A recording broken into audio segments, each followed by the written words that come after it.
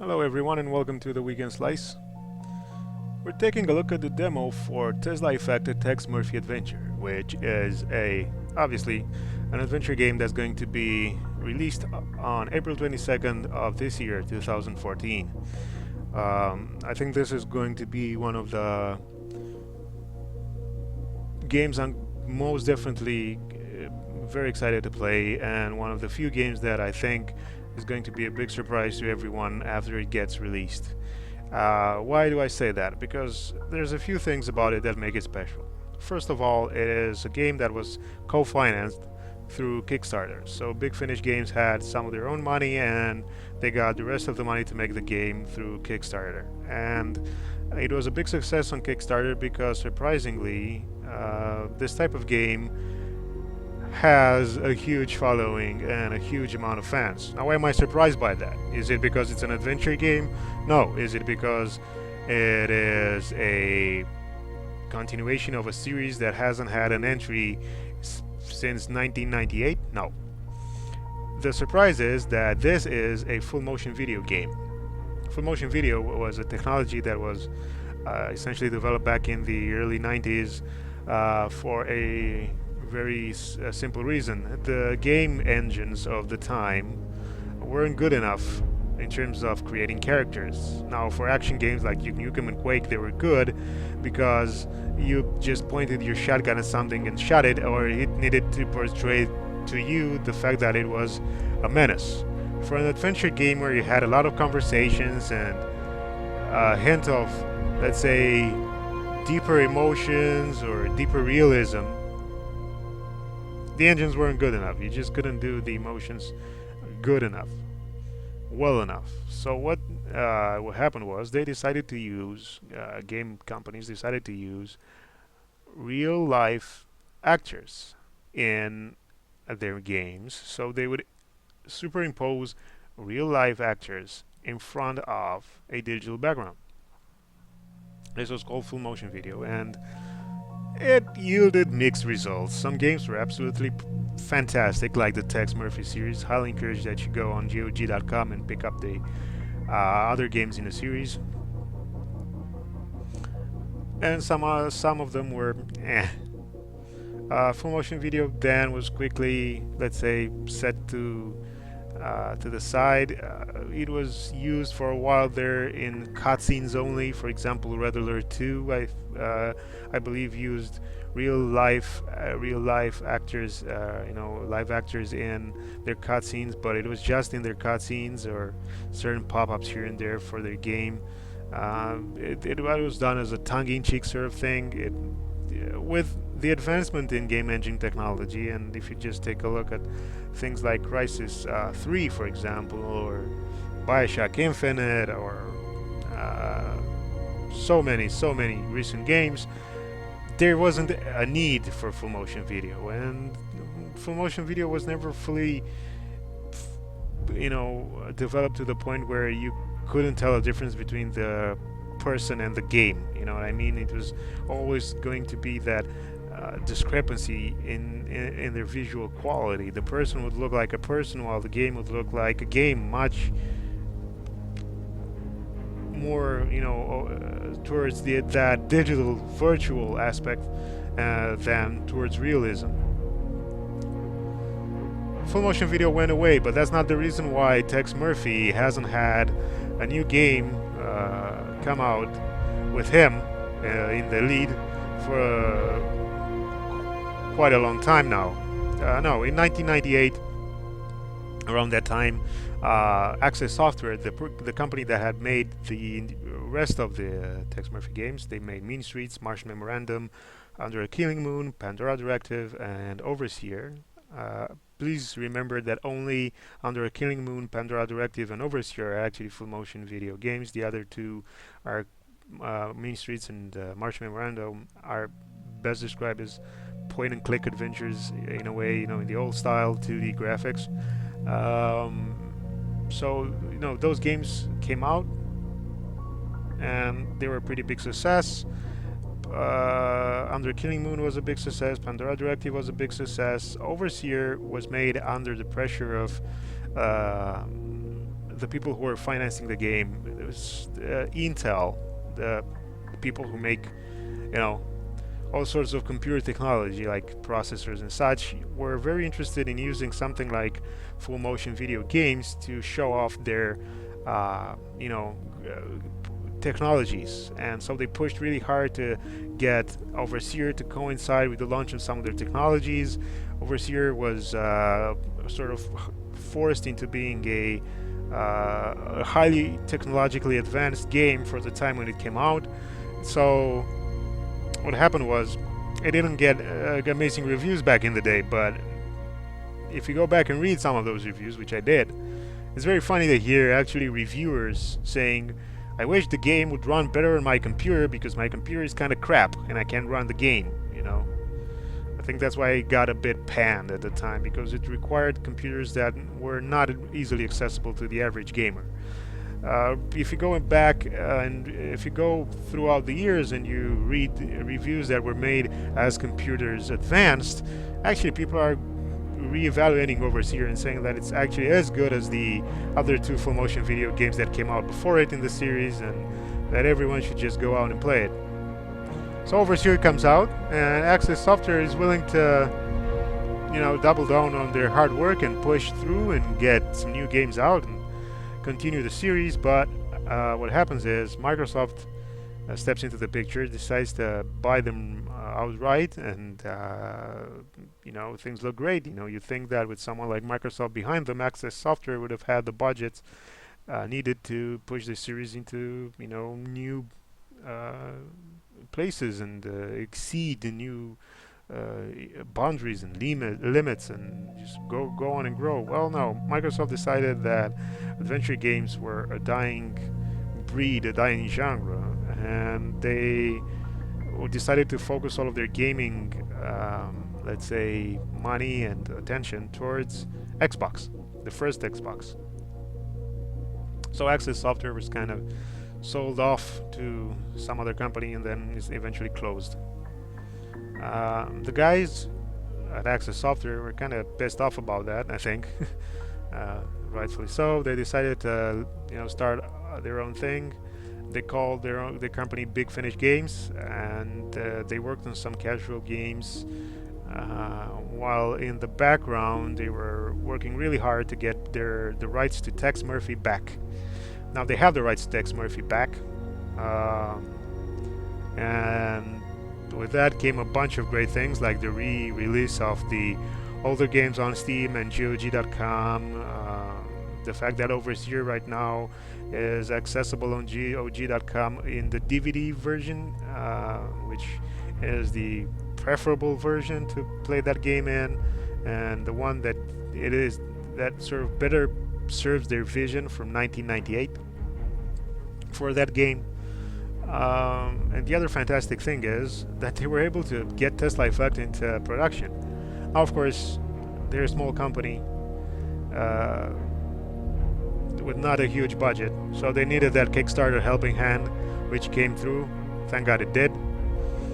So they were able to start this production on this game. Now, just keep in mind, guys, these are people who've been in the industry for a very long time. The people behind Tesla Effect are the same people behind Mean Streets, the first game in the Tex Murphy series that came out in 1988. So these guys have been around for a long time, which is a very good thing because they have old school design philosophies in their minds. And I think that is something that works to their favor. The other really important thing that you have to keep in mind is that the budget for this game is actually really small. Yes, with Kickstarter, yes, with money from themselves, but they only had like under $1 million to actually make the entire game. Kind of puts your expectations in check if you think about, again, I'm going to use this example, BioShock Infinite, which is rumored to have cost somewhere around $200 million. $200 million. Yeah. So I think that with all of that in mind, I think they've already done a tremendous job. I think the game looks great. I've already played this demo once because I wanted to enjoy it without having the need to comment on, my gameplay experience in real time. I also wanted to make sure that I do a good job of presenting it before, I put my foot in my mouth and say something stupid, which I probably already have. That's me. Foot in mouth type of guy. What else? The trailers for this game are amazing. I think especially the launch trailer just got me really hyped up about this game because I had never played a Tex Murphy game. I'm not a big adventure gamer. I've played all in all maybe 4 adventure games in my life, and I didn't play any of the so-called classics or the staples of this genre. Each time I tried playing an adventure game when I was younger, I was sort of put off by the lack of action because I was sort of, no, every game has to have action. Didn't have patience as a kid to play these games, and I think I missed out on a lot, to be honest with you. And I'm really looking forward to Tesla Effect when it comes out. I have it pre-ordered. I'm going to get into why I pre-ordered this game towards the end of the demo, because I don't want to spend a whole time right now on that. I'm already delayed the start of the gameplay enough. So I'm really excited for this game. I think the trailers have done a good job in portraying what sort of game it is. There's going to be a trailer for the game at the end of this. It's included in the demo. It pops up right at the end. I think you guys should take a look at the demo, take a look at some of the gameplay videos for the demo, and my commentary and other people's commentary. Take a look at the older games and the YouTube videos on the older games. Read reviews. Do your due diligence, guys, and see if this game is for you. I decided that it is for me because I think it's a very courageous step for these guys to be releasing a game like this in this day and age, when such old school design philosophies are sort of frowned upon and people don't really look at these philosophies and their place in gaming history. I don't think they give them enough of their due value. Don't appreciate them enough. I think they should. With all that said, let's jump into the options menu. I think you'll be pleasantly surprised by the large amount of options that you have here. I have everything set on max, and it's surprising that an adventure game gives you, render quality, light quality, shadow quality, dynamic shadow distance. I mean, yeah, sure, other games, other first-person games, especially shooters, have more options than this. But, this is an adventure game made on the Unity engine. I don't think it gets any better than this with games in this genre and with this sort of technical setup. I think this is just the right amount of settings for you to get a great experience out of the game without actually overwhelming you with settings. Some games really do that, and I don't think this is a game meant for the kind of audience that would enjoy just digging around with, digging themselves into a corner with a tremendous amount of options. Screen resolution, full screen on or off, subtitles on or off, widescreen video best for 2K videos. Yes, people, the videos, and I mean by that the FMV, is at 2K resolution, which is higher than 1080p, and this is the first game ever to do that, and I applaud them for that. But I don't have a 2K monitor, and just I don't know if this increases the quality of the video. I don't think it does. But on my computer it just makes everything show up in a letterbox, and I don't know if that's the best way to see it. I don't know if by showing the video in the letterbox, I don't know if it increases the pixel density and making the image look better. I think it looks great as it is, so I'm just leaving this unchecked to make sure that if it shows up at its maximum size on YouTube. I don't want it to be in a letterbox and then have people come, oh my god, it shows up in a letterbox, without understanding why it is. I don't understand it myself. There's no sort of official info on this, or none that I've found yet, so I'm gonna leave this unchecked. The other fantastic thing is that you get a field of view selection here, and I think this is pretty damn awesome for an adventure game. Sure, it's a first-person adventure game, but it is an adventure game. There's shooters out there that have $100 million production budgets that have huge prices, costs of 3 times as much as this game, and who don't have an FOV setting. This game has it. Hats off to Big Finish Games. Volume settings. Again, wonderful amount of choice here. You're spoiled for settings. Input, not many options. You get the option to invert your mouse. You get your mouse sensitivity slider. Under language, there you have only one option, English, so I can't really test whether the full motion videos are dubbed in other languages. I don't think they are. I think this only applies to the subtitles, and it makes sense. I mean, why would you want to ruin the quality of the acting by dubbing over it with other actors who, it works for, I think, digital characters. I don't think it works well for actors, real actors. I don't think it works in movies. I don't think dubbing works in anything, actually. I don't like dubbing. I prefer subtitles. With all that said, let's click on play, and you get here a screen that sort of gives you the difficulty level choice that you can make. You can choose to play as in the casual level of difficulty or in gamer. Casual and gamer. I'm not going to go into what these mean because you'll see there's a sort of a video that describes everything. It describes the inventory system. It describes the difficulty settings and the differences between them, and I'm gonna get a bit into that a bit later on, but not right now. I don't think I'm going to do a good enough job in describing what the differences are. I think that video that's in game does a much better job. I'm going to go with gamer. I've already played this on gamer. There is just one point in the game where I feel I'm going to make an ass of myself because I'm going to fail completely at a certain puzzle, and it's going to take me forever to do, but hey, that's what I'm here for entertainment. Right before we're going to click on OK and start the game, I just want to test out if we're good with the recording settings, and yep, we are. This, once I click OK, you're going to see what FMV looks like. And I think that in this particular game, with the technology that they had on hand, and especially considering the budget they had on hand, this looks amazing. Enjoy.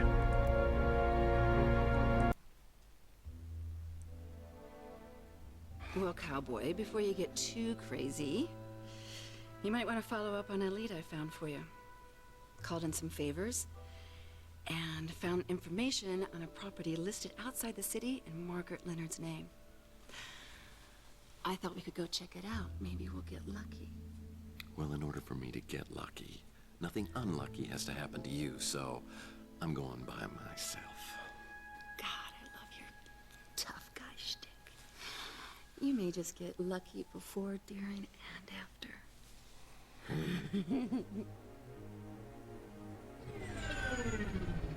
So who is Margaret Leonard, really? Is she a modern Dr. Mengele experimenting on damaged human beings for her own gratification? And why is she the critical key to my world over the last 7 years? My head's still spinning when I spot the location 200 feet below me.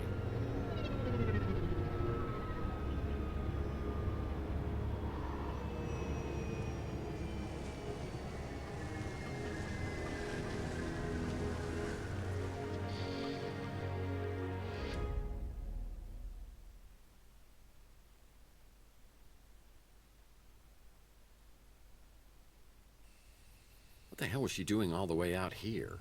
Margaret may not be the good guy here. I'm starting to think the same thing. I've got a bad feeling about this. Of course, I've always got a bad feeling about this. Could you just go ahead and place me in a hard case? So, did I not mention that this was a science fiction noir detective story set after World War III and in the future? Well, obviously it's a science fiction story.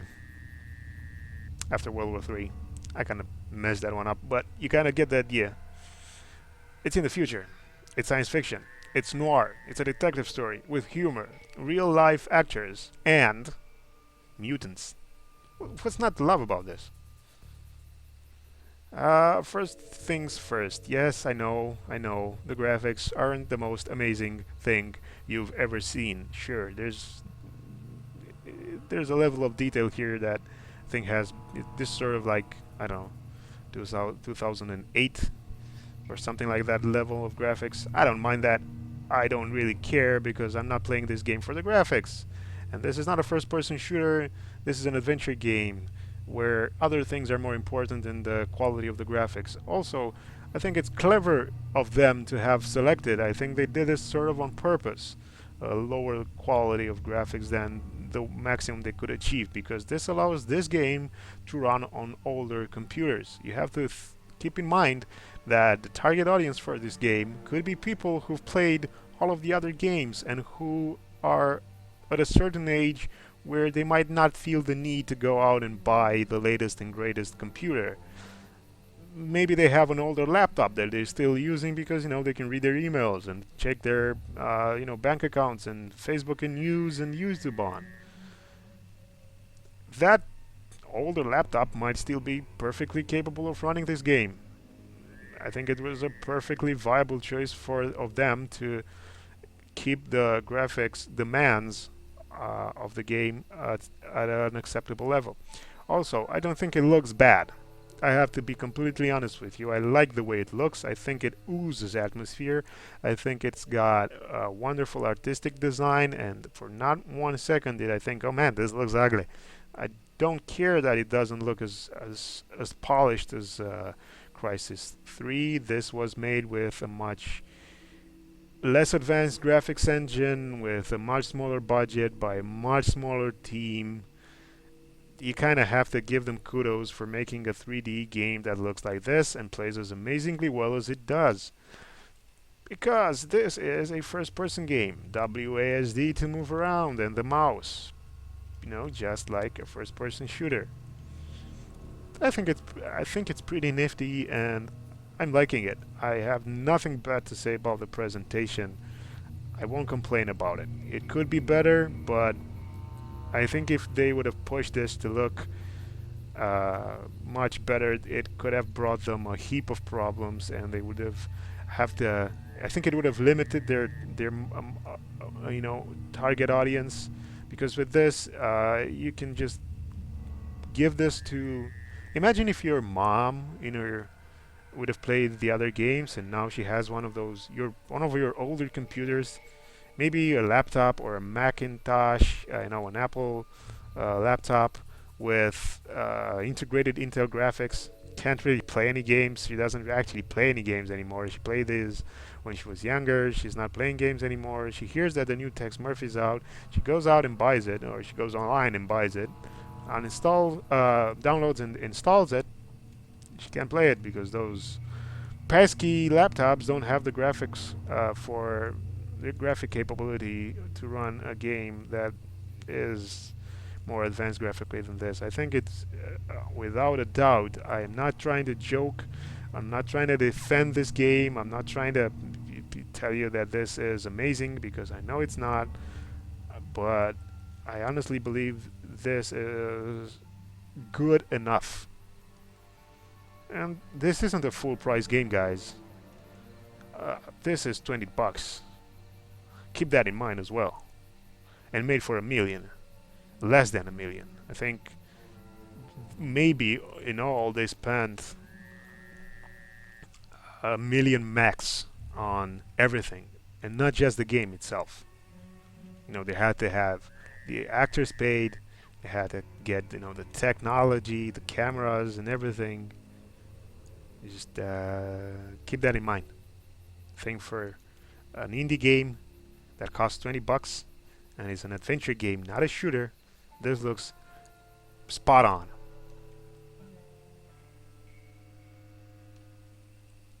So, like I said and like you've seen, this is a science fiction game with vehicles that very much resemble the ones you can see in movies like Blade Runner. I don't think that's a coincidence, actually, because Blade Runner came out, I think, at a time when the guys making this game were heavily inspired, I think, by that game, and I think you will be able to tell by the how Tex Murphy dresses and the entire atmosphere of the world. This is very heavily inspired by detective stories. Check out those older Humphrey Bogart movies. Check out the Marlowe books, Philip Marlowe books, and Blade Runner. I think Blade Runner was one of the other big influences on this, not just the detective noir story type of thing. Let's see what kind of car he drives. Only the finest in Serbian automobiles. Now, you might think, oh man, why is he making a negative comment about Serbia and their automotive industry? Because I don't think Serbia at this moment in time has an automotive industry. And if you think about a car just made by Serbians, I don't think it would be good. But because that's how the industry works, keep that in mind. Nothing against Serbia itself, but keep in mind as well that the Czech Republic and Slovakia, which are similar countries to Serbia in a way, also have giant-sized automotive industries. They're not Czech or Slovakian owned, but they're made there. Also, you kind of think, well, this looks nice. It must be, Ferrari, Lamborghini. He must be doing, a Corvette or something. He must be well off because this looks nice. Well, only the finest in Serbian automobiles. If this is a Serbian automobile, which you kind of think it'd be a low-budget car, a cheap car, what do the other people drive? And I think you'll see that in the trailer at the end.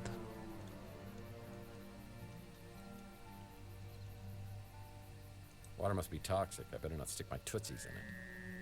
This looks toxic. Let's see if we can cross the bridge.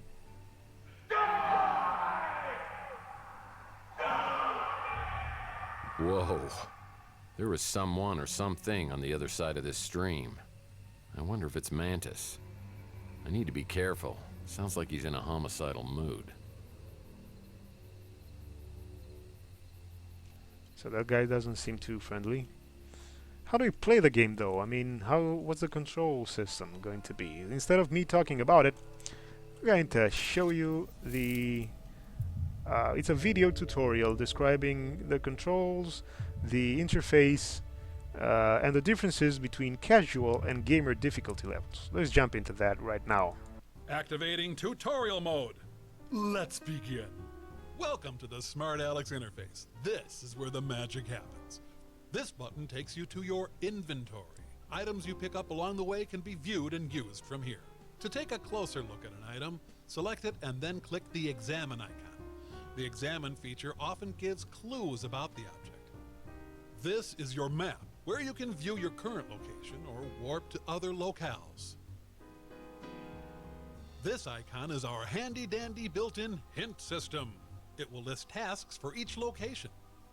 This is your flashlight. If you are in a particularly dark environment, you can turn on this flashlight to help you out.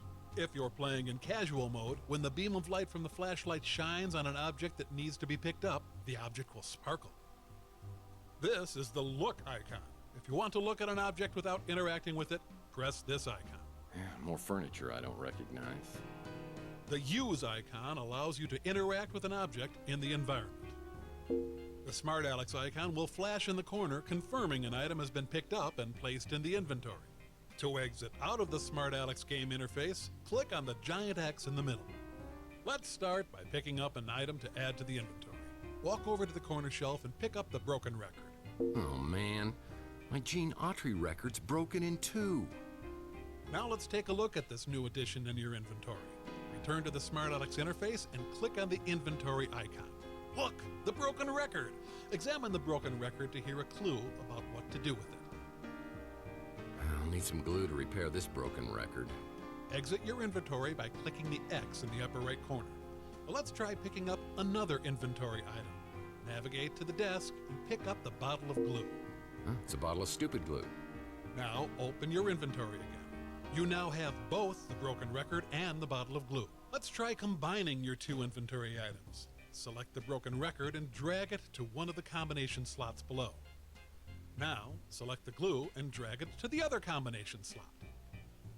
I'm experiencing a sensation altogether new to me, and frankly, I love it. Success! You have now created a vinyl record. Well, I definitely remember my Gene Autry record. It's my one stability in this crazy world. Try using the vinyl record on your Victrola player in your office. To use an inventory item, simply point at the target, open the inventory, select an item, and then press the Use icon. I close my Gene Autry, the singing cowboy. Nice choice of music. One more thing. To access the pause menu, simply hit Escape. From here, you can save your game, access the main menu, explore the help section, or quit the game. Yep, that's all there is to it. Now let's get back to your actual case. Yep, I think that video explained everything quite nicely, so I don't have to go through all of that again. And I probably would not be able to do as good a job. Yeah, just a quick few things that I like to mention as well. See, if you point your mouse at something that you know, if you want to look at it, just gets the eye symbol there in the middle of your crosshairs. Water must be toxic. I better not stick my tootsies in it. You just need to left click. You don't need to go into your inventory and select this all the time. Also for the flashlight, you can do this. Go into your inventory and select the flashlight, or just press F.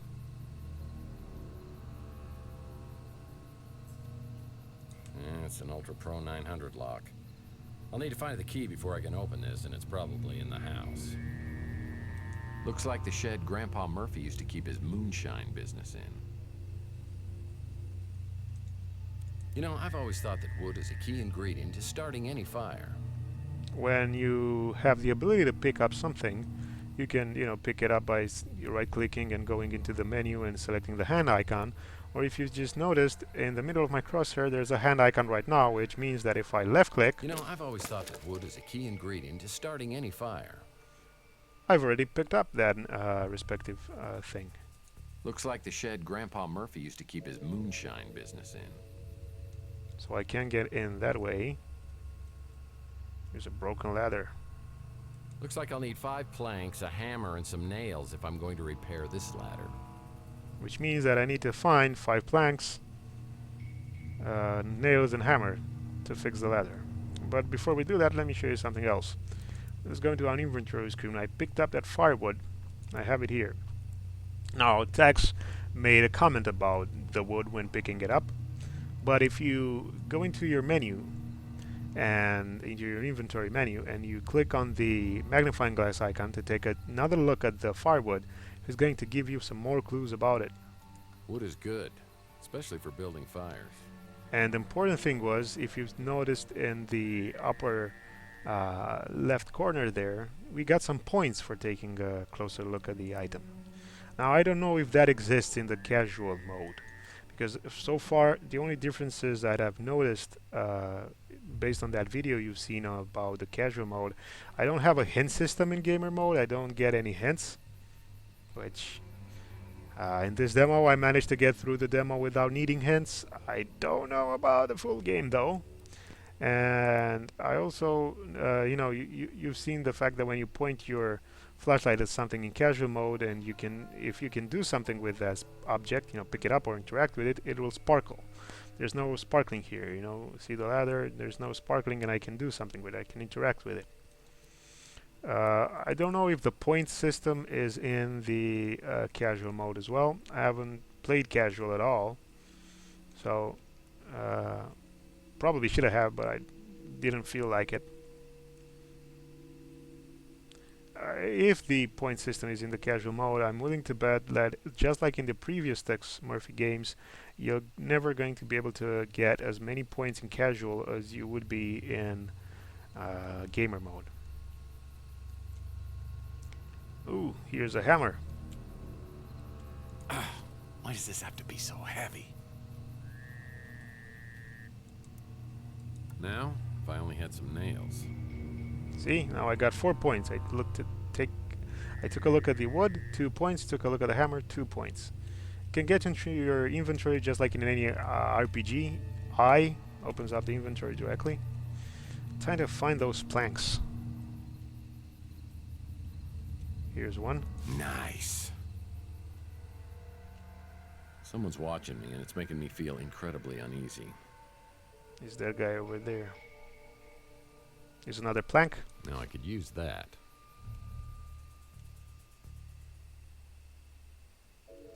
That man over there could be Mantis.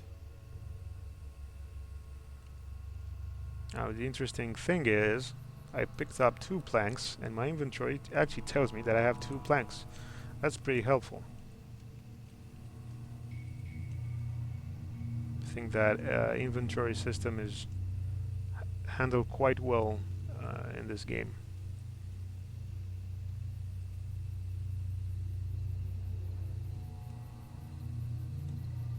The bridge is out. I'm gonna have to find some way to cross it and not fall into the toxic water below. I'm not sure that man is friend or foe. Here's another plank. Well, this'll come in handy. I got 3 planks. With 5 planks, I could repair the ladder. Yep, cut Tex off short there, sorry about that, but you kind of get the idea. You have to take a look at every single item you pick up, not peek up, Well, that might come in handy.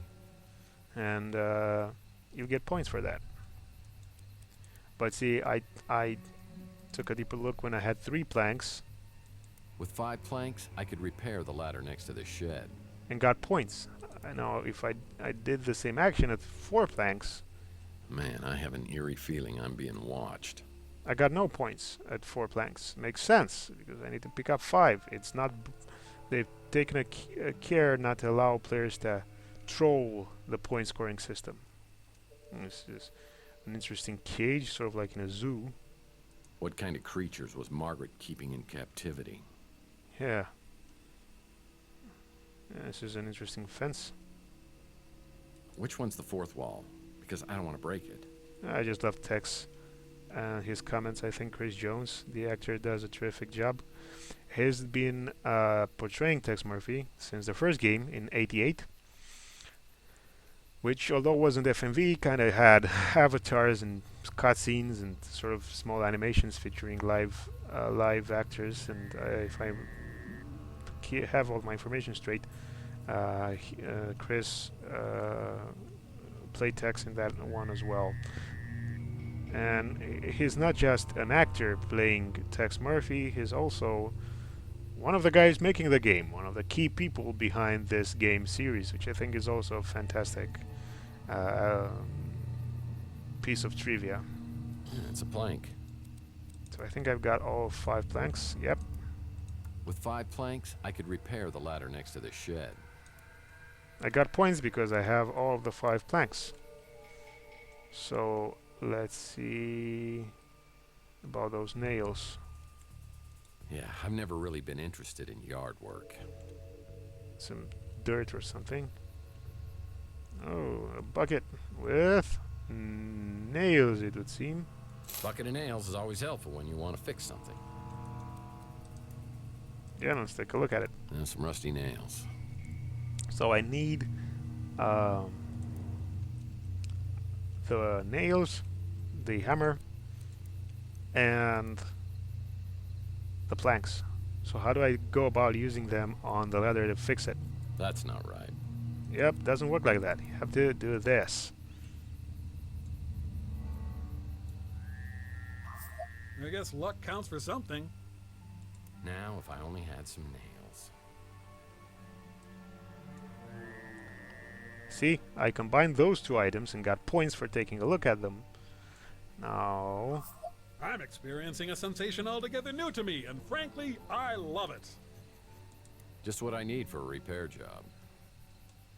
I combined all of the items and got an additional 2 points for taking a look at the combination of all 3.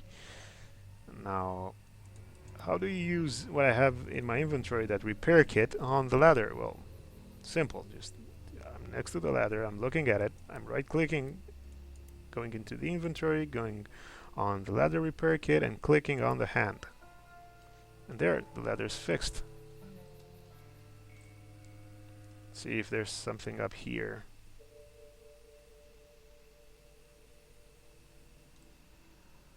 There isn't, except for this really nice view.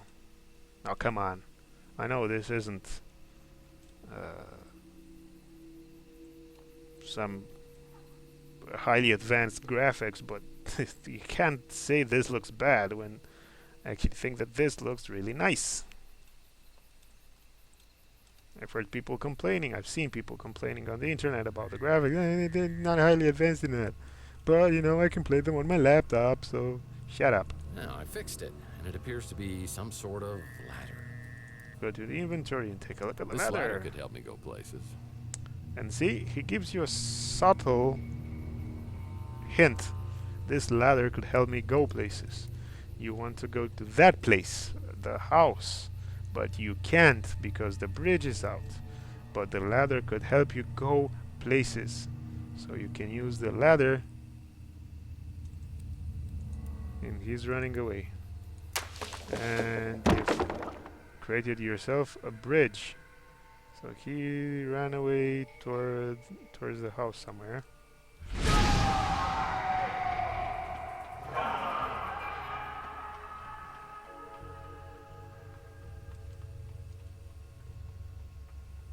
There's a screwdriver over there.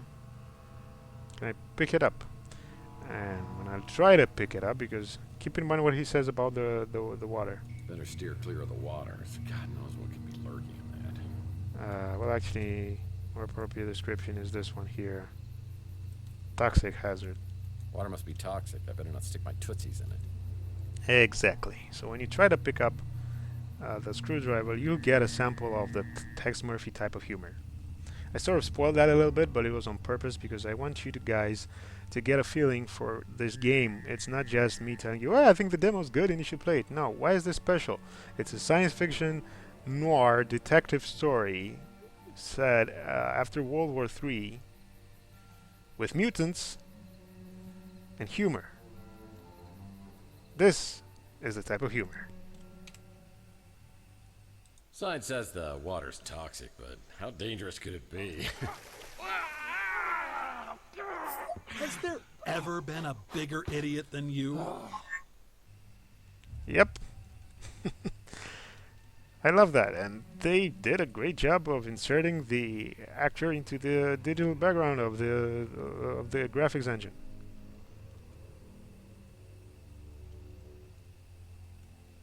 So let's take a look around here. Let's see if we find something. I haven't really searched this area. Nothing. In my previous playthrough, there's a barrel. Yeah, last time I opened one of these, monkeys came flying out. Okay. I haven't played any of your previous games, Tex. Or maybe that's a reference to something I don't know anything about. Doesn't look like there's anything over there where that guy ran off to. There's something around here. Nope. The Ace of Base vase. Since I grew up listening to Ace of Base, I get that reference. Nice vase. See, he has a comment about everything you click on, which is fantastic. Pot. Yeah, looks ceramic.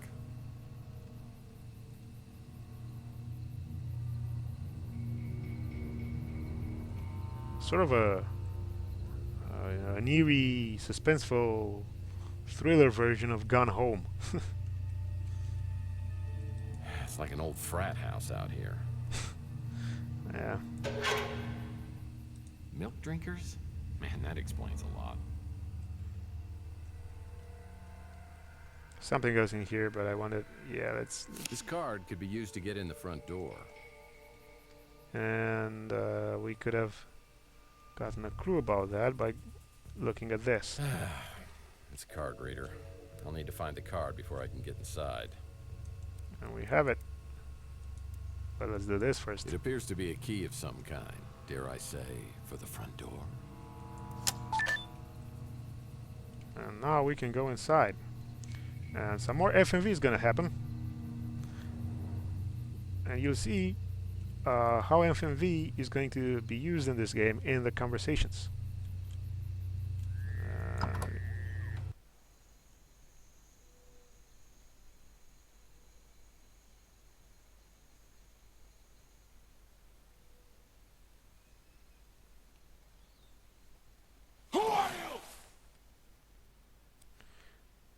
Here's the conversation options that you have, and essentially is a description of what your character is going to say. So either you go for the truth and suffer the consequences of that truth, either you say something that adventurous and probably stupid, or make a feeble promise.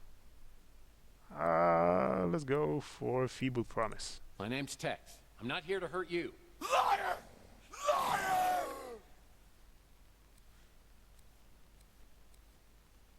Self-righteous drivel. Speak Morlock, which is what he is. He's a Morlock. Make a friend. Let's go with make a friend. You know, you seem like you could use a great big hug. Friend! Slave! Killer! You notice Tex just made a stupid statement. That's the kind of humor the game has. I think it's fantastic. Press for information. I'm sorry, I'm getting mixed messages here. Get it out of my head! Placebo. Calling Dr. Murphy. Curiosity. What exactly is in your head? You might want to tell me before my flight response kicks in here. Help me! Slave! Die! Die! Kids, they never shut the door when they go out to play. That must be Mantis, and my guess is Margaret Leonard left some medication to control his affliction somewhere in the swamp house.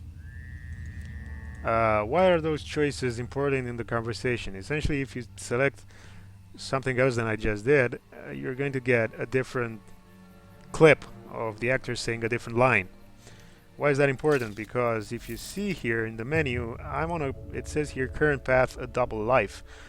There's multiple paths that you can take in this game, and I think that the way you take those paths and you go through them is depending on the combination of answers you give at certain key points in the game, in the answers you give in conversations, or choices you make in gameplay. And I think that's a pretty interesting and really nice addition to the game.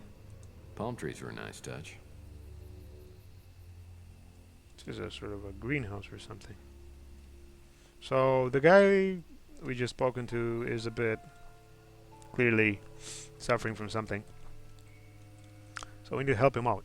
We need to make some medicine. Let's go see what's in the house.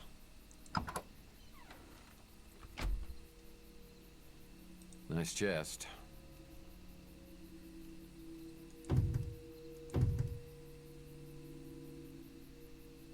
Now, because I've played this demo before and because I've played adventure games before, there's a golden rule in an adventure game, and I think you all probably know this. Click on everything and pick up anything you can pick up and combine things that don't necessarily make a lot of sense to be combined, and hopefully that helps you through the puzzles.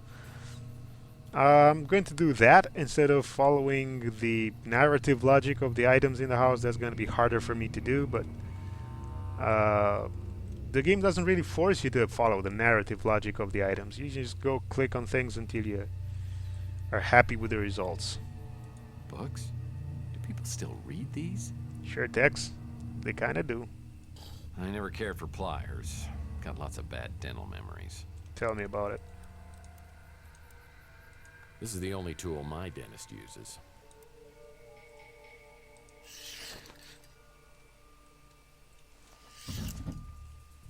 It's just like in Gun Home, you can open drawers. Oh man, the desk in my office is way bigger than this one.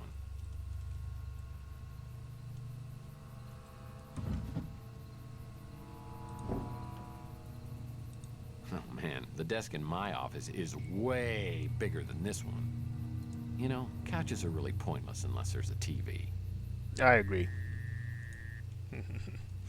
Not really, but you kind of get his type of humor.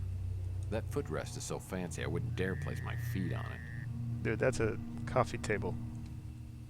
I'm not certain that's a footrest. Is it?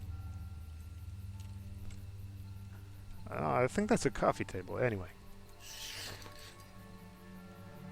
Just like in Gone Home, you explore the... I mean, Gone Home wasn't necessarily original in this aspect, but I think a lot of the new people to the adventure genre might think of this in terms of that game, Gone Home. Ooh. Can we take a look? These were a lot more useful before Rand McNally started inventing new countries just to sell new globes. Why did I just go into the menu to take a look at it? Because the action that my crosshair is offering me right now for the globe is to do something with it, and I just wanted to hear his Texas comments before we do something with it. Well, another matchbook to add to my collection. Very handy when you're venturing into public bathrooms. It's a broken syringe. So that's not the medicine. I'll bet this would have been worth a lot of money on Antiques Roadshow if they hadn't refinished it in white. Books, books, and more books. Well, I doubt Margaret even read all these books. I bet this could increase my defense by +5. Nothing special. There's only room for one chair at that table.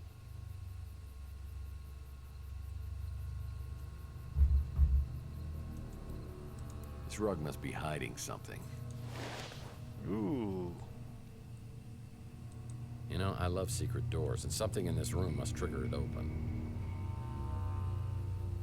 Hey. Here we go. Nothing. The zipper on this cushion's stuck. I'll need something to help me open it. Well, I got some pliers. Are these good enough? Yep. It's a safe key. So. Don't tell anyone, but I hear these make fire. I joke there, Tex. Well, the key to the safe is safe with me.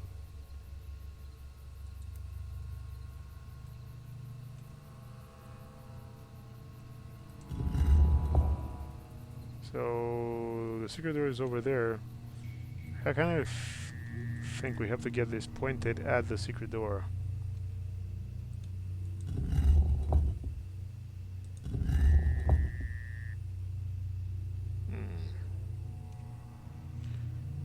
This is a puzzle. It's a slider puzzle. You have to get all these pieces together to form a picture. I'm gonna leave this one for later because I suck so badly at it. It's gonna take me forever to do.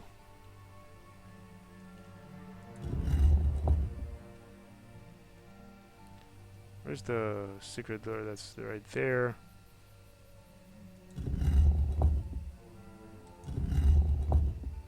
Something big just moved, and there's smoke coming out from behind the panel.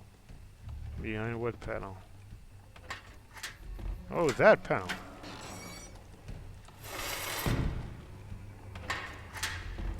I need to unscrew that cog from the wall before I can repair it. Oh, remember that screwdriver we saw in the toxic water?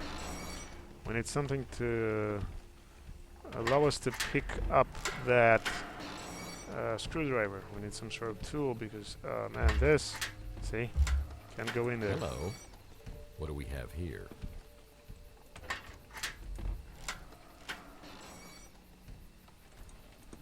Mechanism's broke, so we can't get in there.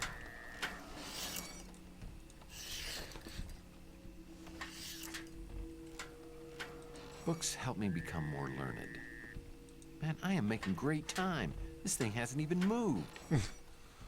It's broken, Tex. Hey, this is a fake. As you know, it's a fake. And that is one big jackalope. Well, I won't be able to use this fireplace. It's got a vent cover.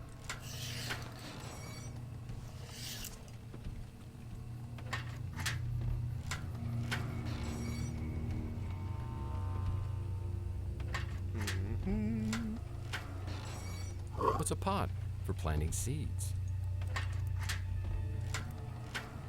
This pot is ready for seeds to be planted in. Well, the key to the safe is safe with me. Well, I doubt Margaret even read all these books. Yeah, sometimes he repeats his lines, but that's okay. I mean, Jesus. Whoa. It's like some sort of bedroom. Here's some pliers. No. Well, I know tongs are great for pulling my chestnuts out of the fire. Yeah. See, when you pick up an item that tongs are great for picking up my chestnuts out of the fire, that's a hint for what you can do with the object. Fire. Fireplace. The picture here is kind of crooked. Aha! Oh, I love sticky notes, and I just used my last one. Wait, something's written on this one. There's a VidPhone message code on here. I could use this on a VidPhone to retrieve messages. Great for grabbing things from hot places. Perfect for hot chocolate. What is this? Marine Studios and something about Mars. This key belongs to an Ultra Pro 900 lock. There's drawers, nothing. Some towels or something.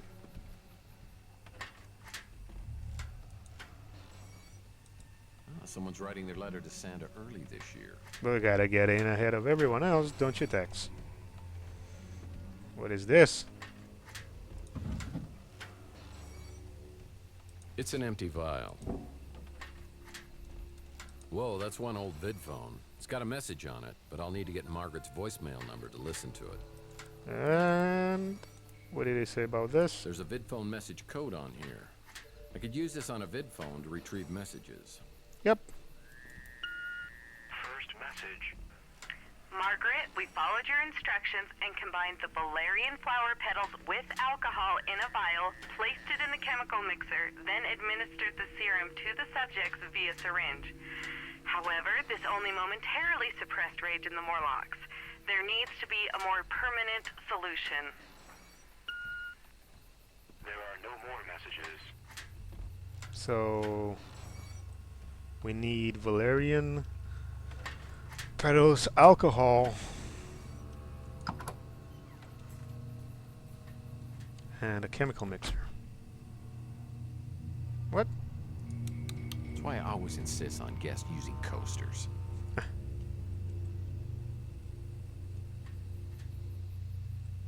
Books? Do people still read these? Ah, it's open to the centerfold. Centerfold. Ha ha ha. So, seeds. We've been in here, which is sort of the greenhouse or the garden, or whatever you want to call it. We need some seeds. Seeds. Ah, the XBR 1000 greenhouse light. This sure grows plants fast, but the FDA banned them because of excess radiation. You see? Grows plants in minutes. It's a big sack of seeds. But not the kind of seeds I need.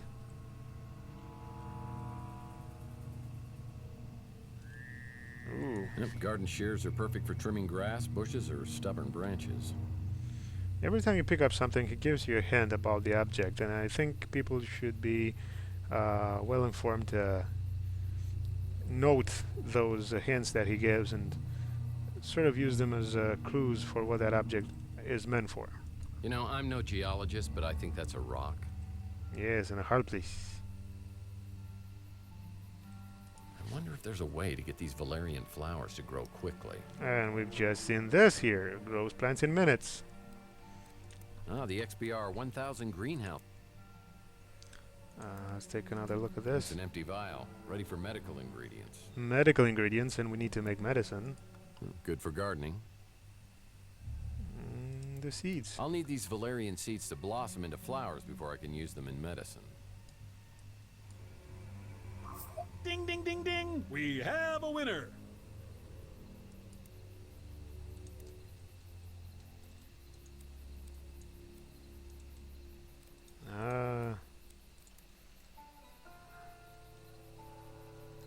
See what's shown there on the box, that light. Looks like that one. What the? The XBR 1000 light shines bright as graphene. Damn, that sounds like a nuclear reactor.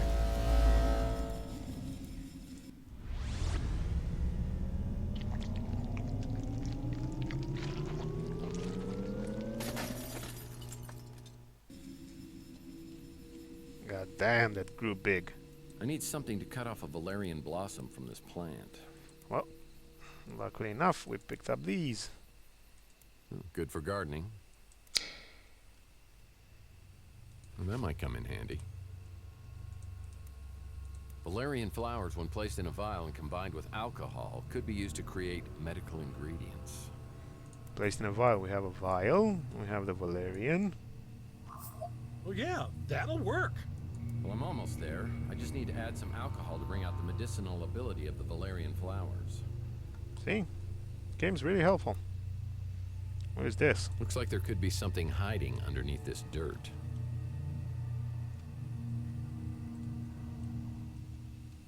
Aha! Hey, not even Sam Spade had a spade like this. Perfect for gardening. I love his jokes. Not even Sam Spade had a spade this good. Perfect for gardening. Looks like Margaret tried to bury her mistakes. What's she trying to do out here? This is looking a bit more dangerous by the minute. Right? So we need some alcohol. Let me give you a hint. What did Tex say about that shed? Let's go and see.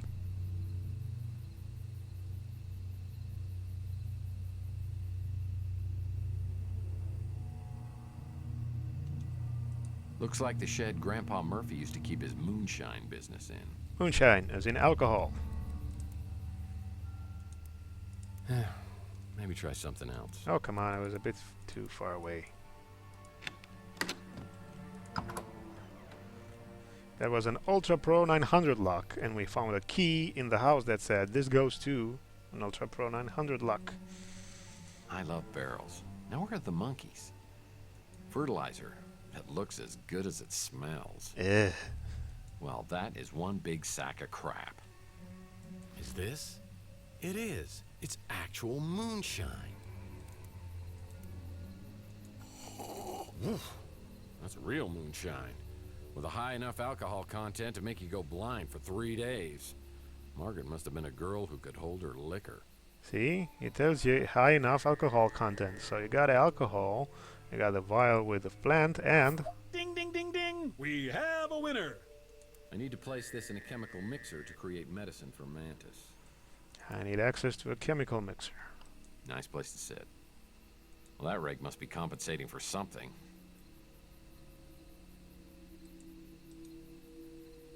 I wish I had one of these in my office. Rook uses one of those to chase the neighborhood kids off. Looks like the shed Grandpa Murphy used to keep his moonshine business in. And just your standard table.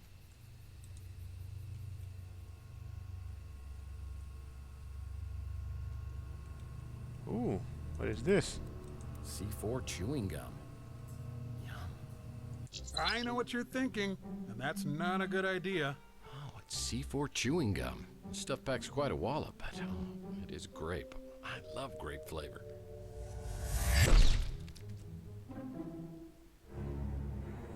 On second thought, I better find another use for this. Classic Tex Murphy humor. I say classic, although I didn't play the other games in the series. I did see some YouTube Let's Plays of those games. I wish I could play Overseer right now, but I can't. There's a problem with the fact that I can't record it. I'm going to have to get something to record it with, and I think I know what that is. But when I do, I'm gonna let's play that game and put it up on YouTube, because I want to play that before I play Tesla Effect. Very organized. I'm impressed.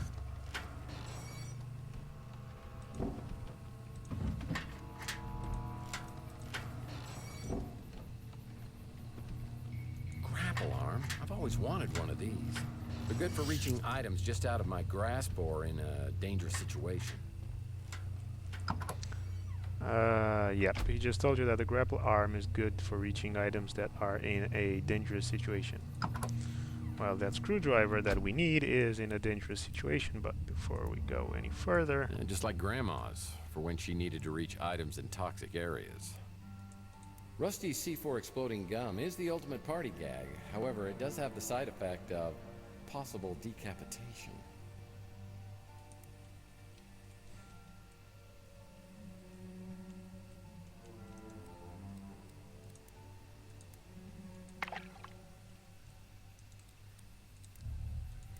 So we got a screwdriver. Screw this. That's a brand recognized all over the world.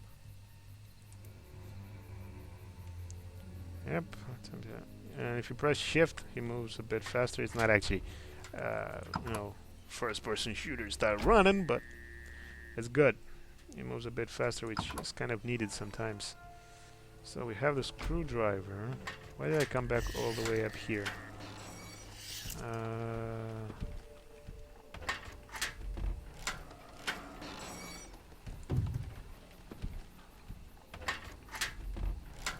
Just make sure you take a look behind every painting.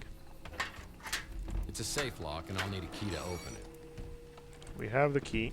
The picture looks similar to the one downstairs, except the one downstairs had 3 numbers on it. And you need to get 3 numbers to open that lock. Those 3 numbers, you're going to get them by solving that goddamn slider puzzle. Before I get angry with doing that, let's do this.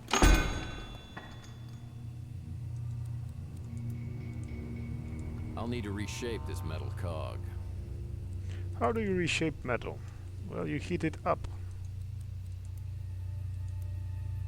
Wood is good, especially for building fires. Ah!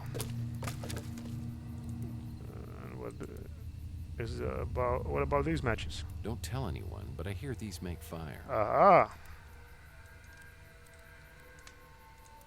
And let's use our cog in the fire. Well, maybe I should get something to place the cog in the fire with besides...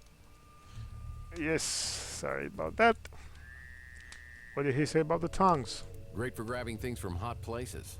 Perfect for hot chocolate. So? Ding, ding, ding, ding! We have a winner! Now I can place this cog in a fire and reshape it. In this state, the cog is quite malleable. I'll need to find some tools to shape it. A hammer, but there's no hammer around. The one that I had disappeared out of my inventory because I used it. That's what happens in this game with an item that you use. It disappears out of your inventory. So, what? Maybe in here? The cabinet lock is broken, so I'll need to find another way to open it. I have nothing to open this. Nothing to open this with. Ah, the C4 chewing gum. Rusty's C4 exploding gum is the ultimate party gag. Exploding However, gum. It does have the side effect of possible decapitation. Exploding gum again. Maybe that was a little overkill, but was effective. I'm sure Thor's big hammer here could straighten a few things out. Yep. Before we use it, though. This Thor-sized hammer could reshape the world. That was a waste of time.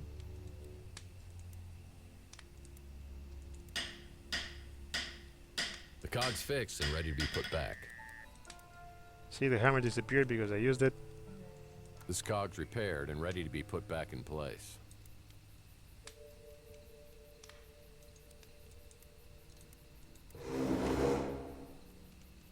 So this opened up completely. I'm going to leave that puzzle for last. I'm scared of it.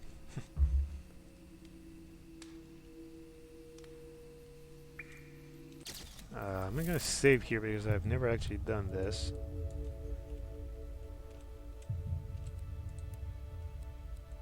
And by this, I'm referring to this. That Morlock hologram kills anyone who gets too close to the door. You need to find a way to short-circuit him. I lost a whole bunch of points. because I wasn't clever enough Wow, that Morlock is a lethal to hazard. do that. But it's energy driven, so maybe I could short circuit him somehow, like getting him wet. See, that's why the take a look icon is there. Just pay attention to what you do in the game. I'm not gonna reload my save game. I saved because I wasn't sure if the game would bring me back or just throw me out to sort of a game over. Go back to main menu. This looks like a turn on the electricity. Something tells me no one was coming in here for cheap eye surgery. And I need to electrocute him. Wow, that Morlock is a lethal hazard. But it's energy driven, so maybe I could short circuit him somehow, like getting him wet. Getting him wet. This looks like water. And it's a water puzzle, which I don't like, but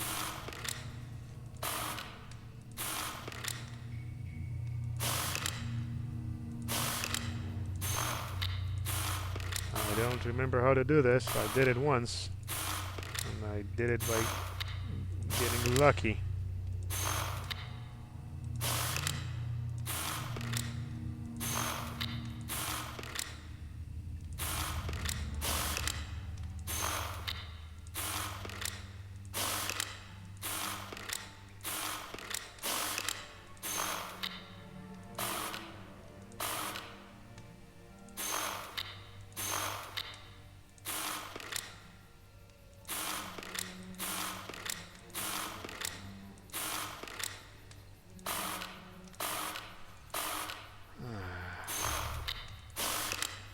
There's a logic here. Of course there is. I just can...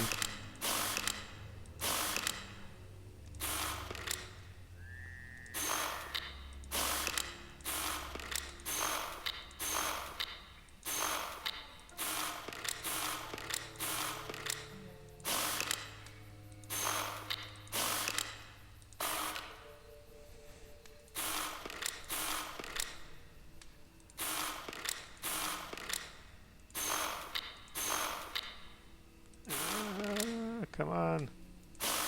Close.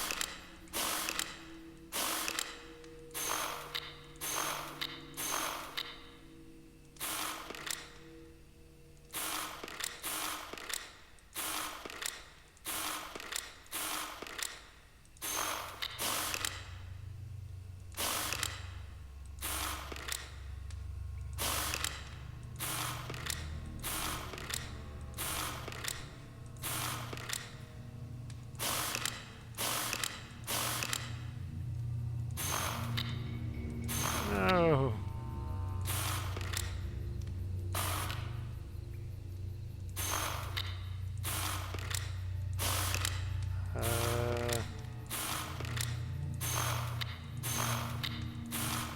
Come on. Please.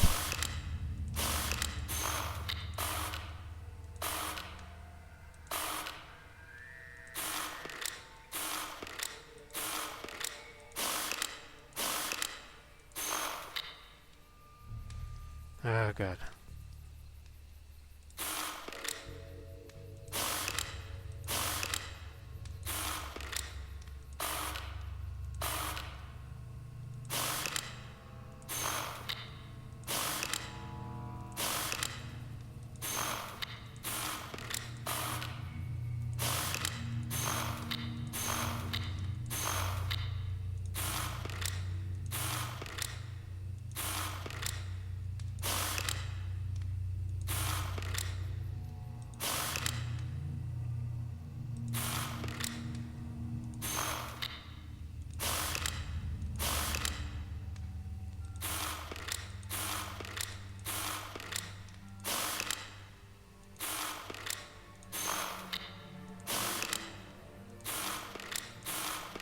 Come on.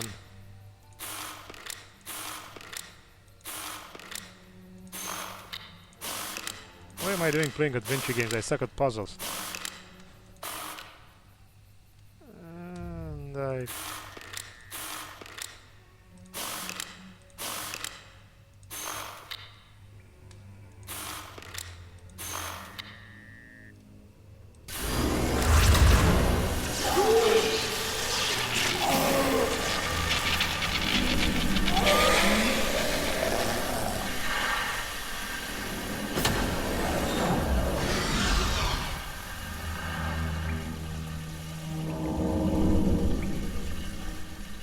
be honest, I think I just got lucky.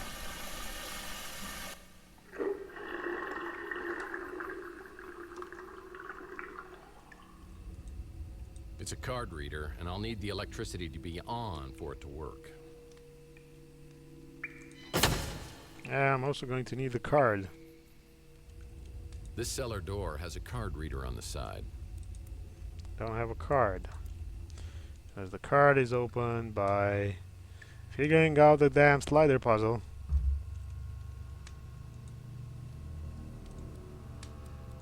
I need to rearrange the tiles to make a coherent picture. Afterwards, a numeric code will appear.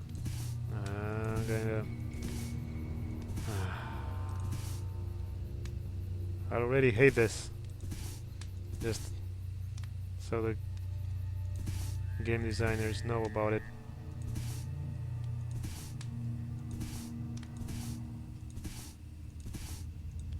And don't know how to do these puzzles. I never did.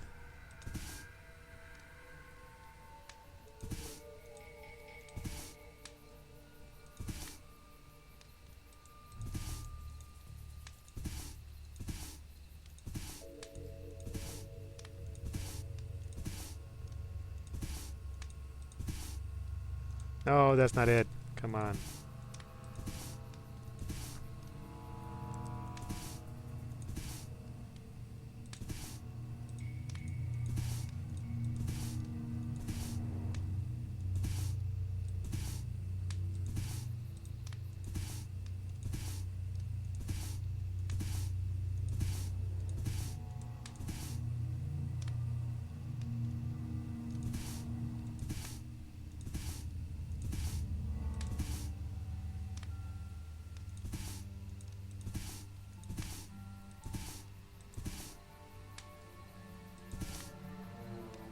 That did absolutely nothing.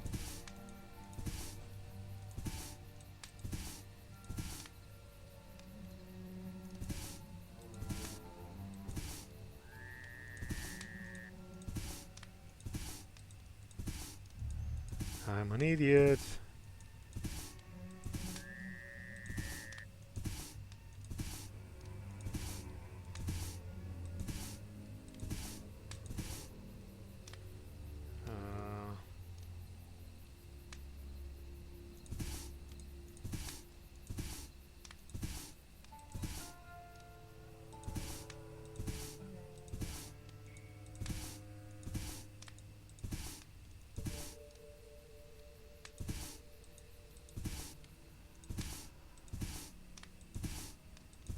What the hell am I doing?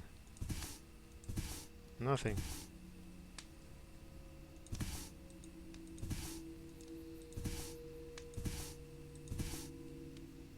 This needs to be here, but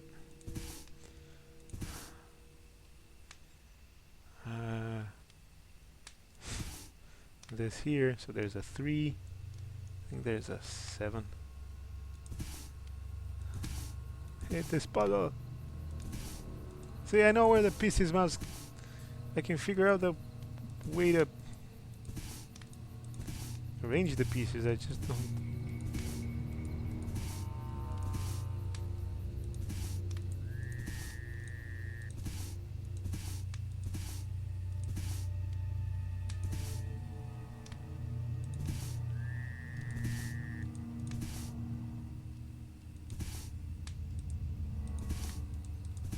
I ruined everything. Thank you, game. So this is supposed to be here.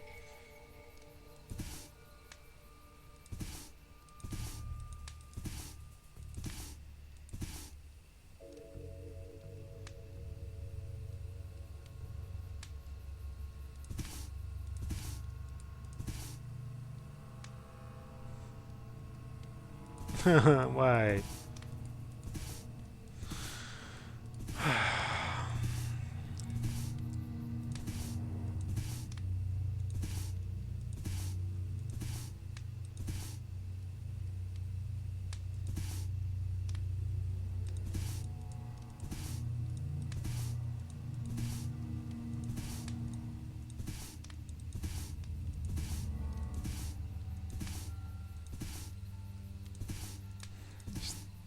Let me move this.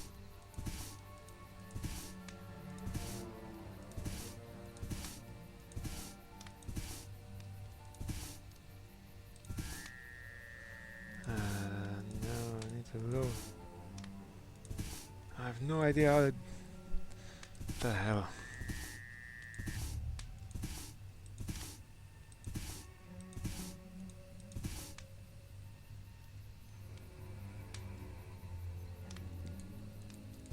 Damn it. I've messed everything up.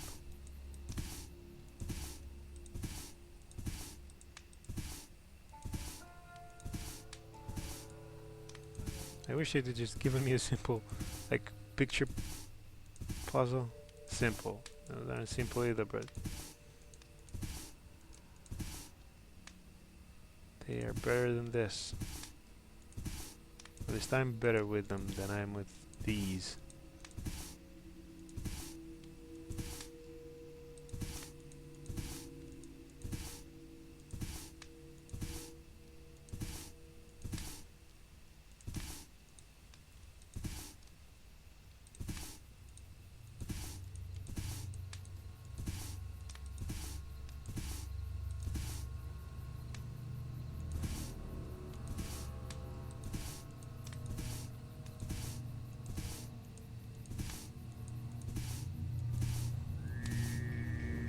I know I'm not the only one who has problems with this type of puzzle. I just read online earlier today that there's people who all three of these need to be down here. God damn it. I'll spend like 20-30 minutes on this.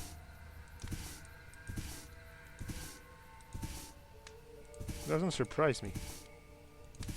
It's so annoying.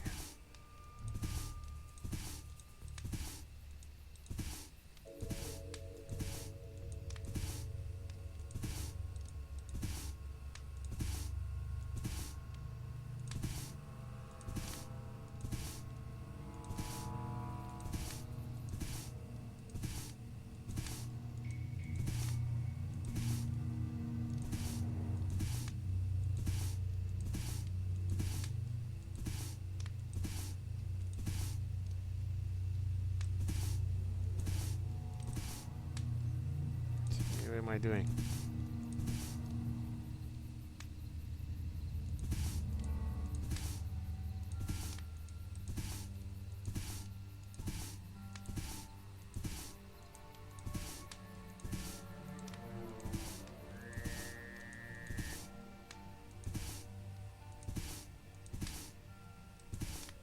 I'm just shuffling these around with no rhyme or reason.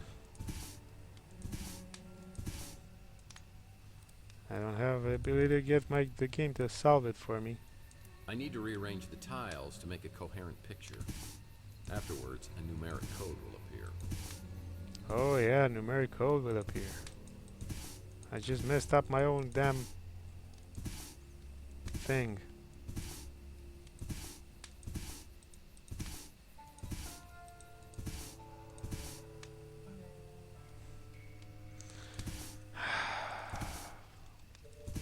Adventure games and puzzles.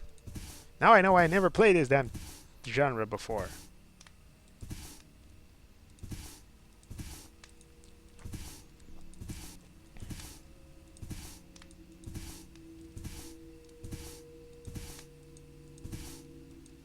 That's a 7, definitely.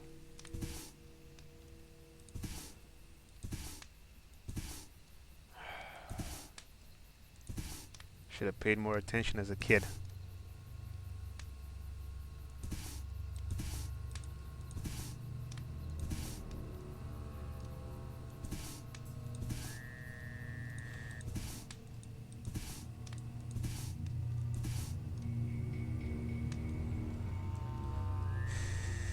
So I've got the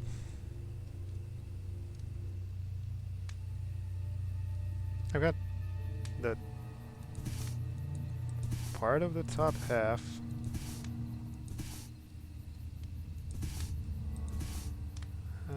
No. Am I getting somewhere?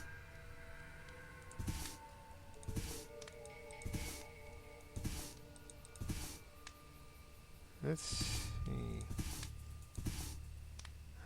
What was the one after this?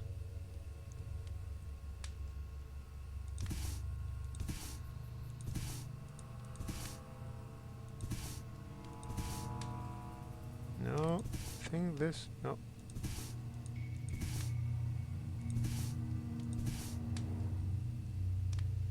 That is correct.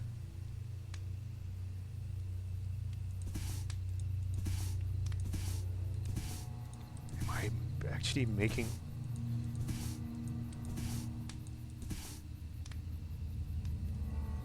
no, I'm not.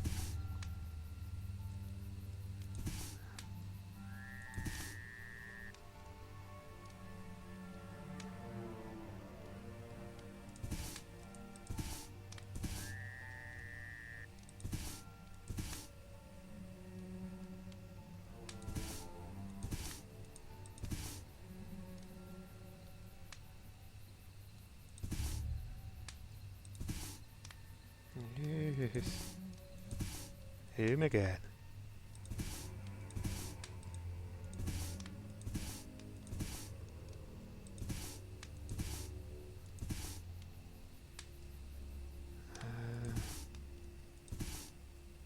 Think a little bit. What do I need to do? I need to get this one in front of that one. Like so. But nope, I just put them.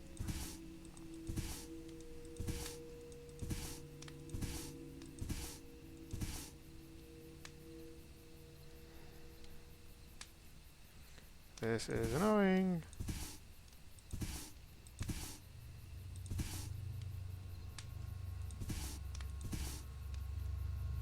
I'm one picture short. Where is this one supposed to go? Actually, no, I'm much more than just one.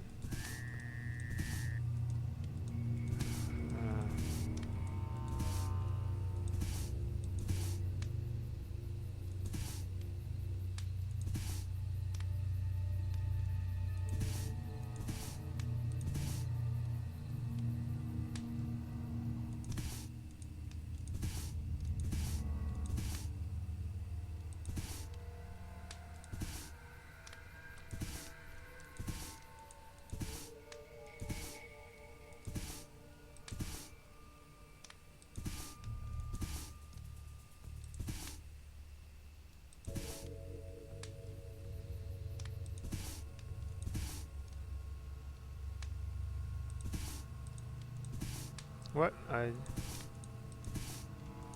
This.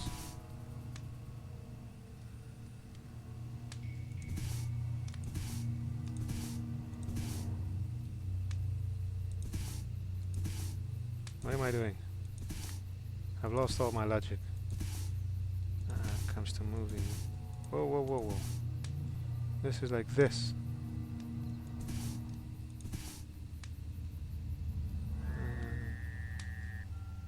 I've got a picture in my mind.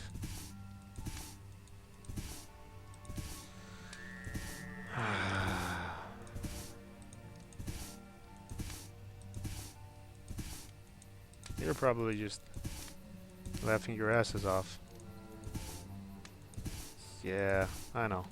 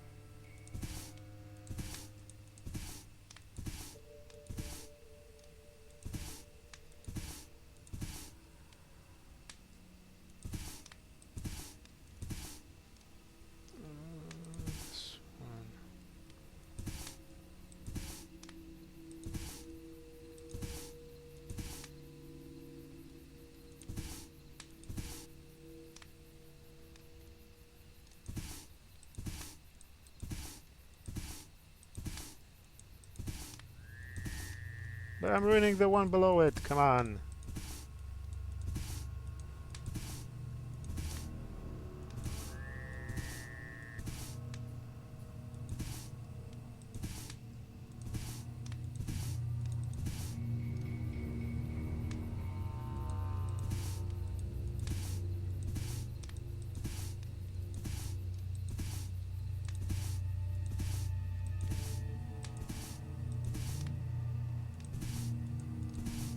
That does absolutely this nothing.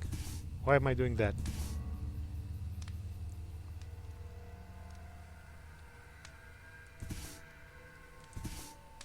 Forgot the numbers.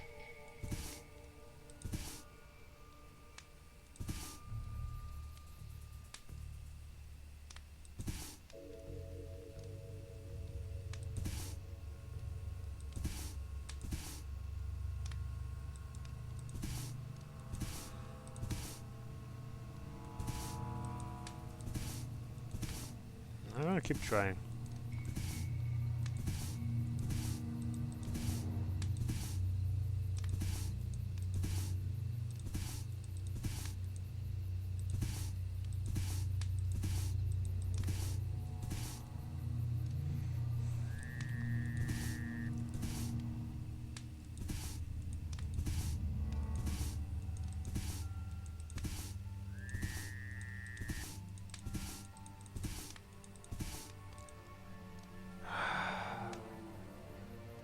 So freaking annoying. I can't figure out how to do a simple, like, third grade puzzle.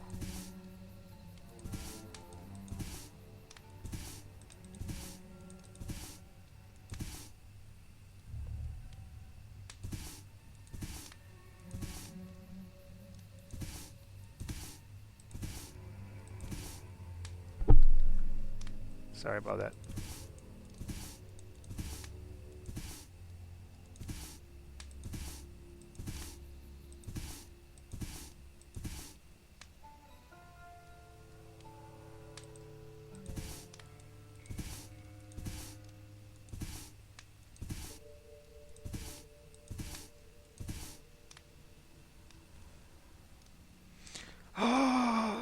One photo. This.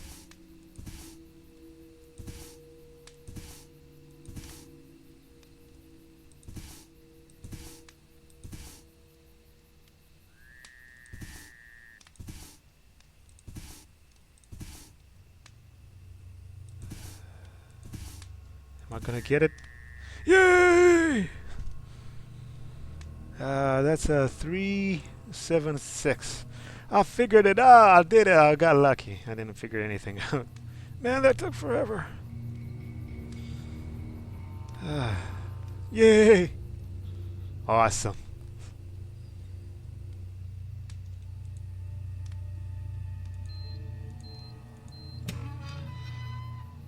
And for you, just for this. Security card.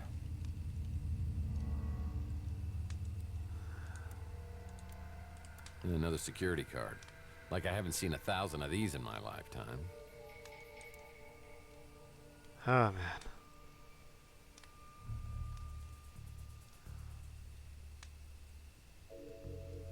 Hey, that's what happens when you're brain dead. You can't figure out anything. Yeah, I mean, you have to really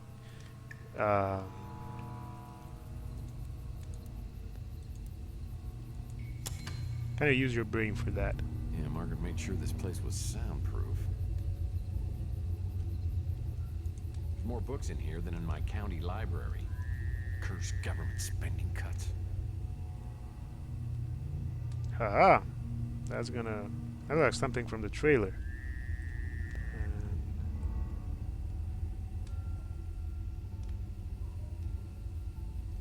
I can't really read that.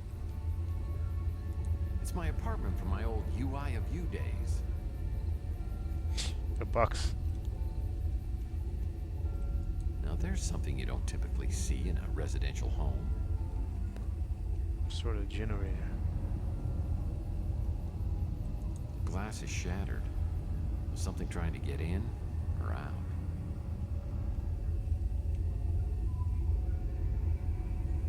Looks like something unethical happened in here. Yeah.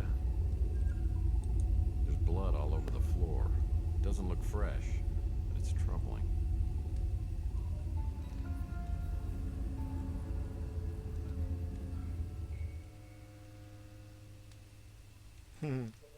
Funny little hint here. You see, there's a mad person like Mantis and a vial with some medicine. If you give it to him, he gets peaceful. It's a chemical mixer for creating medicine. I'll need to place a vial filled with alcohol and valerian flowers in here to create medicine for Mantis. And guess what I have? I need to place this in a chemical mixer to create medicine for Mantis. Well, hell, that ought to do it. This medicine should control... Well, hell, that ought to do it. This medicine should control Mantis's pain. Not much here except for a chemical mixer. Hey, an interocitor intelligence test helmet.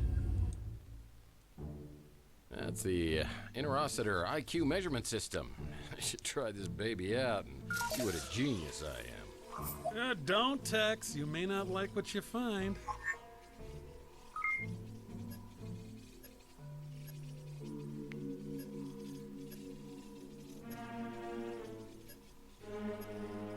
Dr. Zaius was right. A man like you is inferior to the simian in every way. That was a reference to Escape from Planet of the Apes, and as you've just seen, our Tex is an idiot savant, great at one thing, incompetent at everything else. He's got one over me because I'm incompetent at everything. This machine monitors electrical activity in your heart. And here's another vid phone. Just the place to conduct some business. Yeah.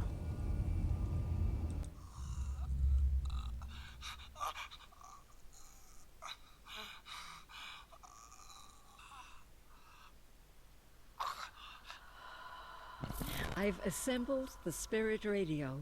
Tonight will be my first attempt to contact my husband. The radio is working.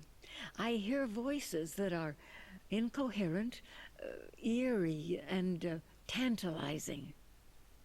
There must be some way to amplify the power. My last attempt was a near disaster, similar to what happened to Tesla back in 1899. The frequency caused a vibration that increased until I thought the house would split in two. I had to smash the radio. Now I have to start all over. I don't want to get my hopes too high, but I believe I've made contact. I brought the radio into the lab, and I swear that being close to Charles's cryo chamber has intensified the signal. I'm sure it's his voice, but I can't understand what he's saying. I've recorded hours of the voice and had experts analyze the audio from every angle. We've deciphered 3 words: void, return, immortal. I've reached an impasse. I wonder if the Tesla egg... could it amplify the radio's power? It's been weeks since I've heard Charles's voice on the spirit radio. I wonder if the Gideon parasites have moved ahead without me and brought him back to life. It's been years since I made an entry in this video journal. Charles is dead and lost to me forever, and I will die soon. The translator lives, and one way or another, whoever sees this, Mantis, Mason, it's up to you to stop the translator. Stopping the translator isn't going to be easy, and the Tesla egg and spirit radio seem to be the keys. Somehow the information Margaret Leonard took to the grave needs to be uncovered.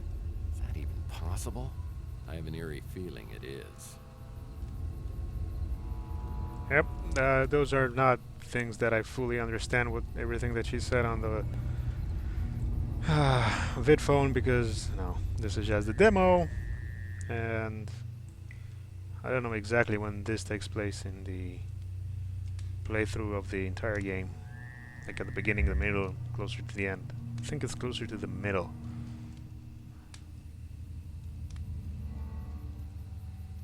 But we have the medicine for Mantis. Well, hell, that ought to do it. This medicine should control Mantis's pain. Time to see about our boy. Now, here's the thing. I know from my previous playthrough that at the moment my conversation with Tex Murphy's conversation with Mantis is over, so is the demo basically. And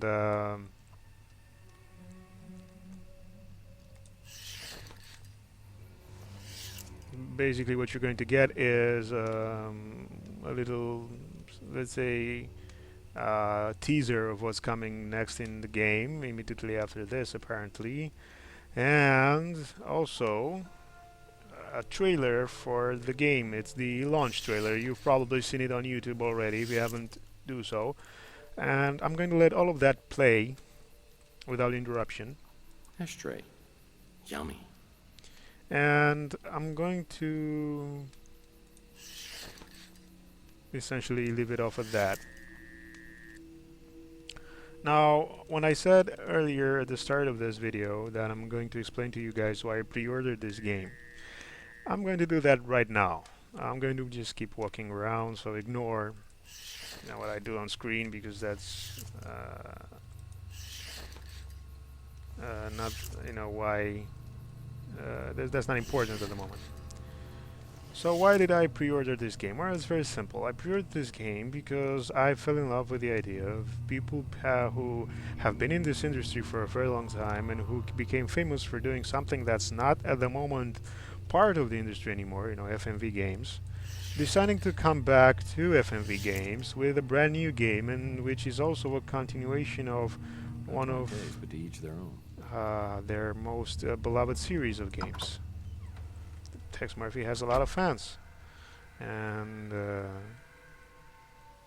think that it's really, really interesting that these guys had the courage to come back with an FMV adventure game in this day and age, when every adventure game that you see are every adventure game that you see is sort of a point-and-click retro style, or something in the vein of Gone Home or Serena.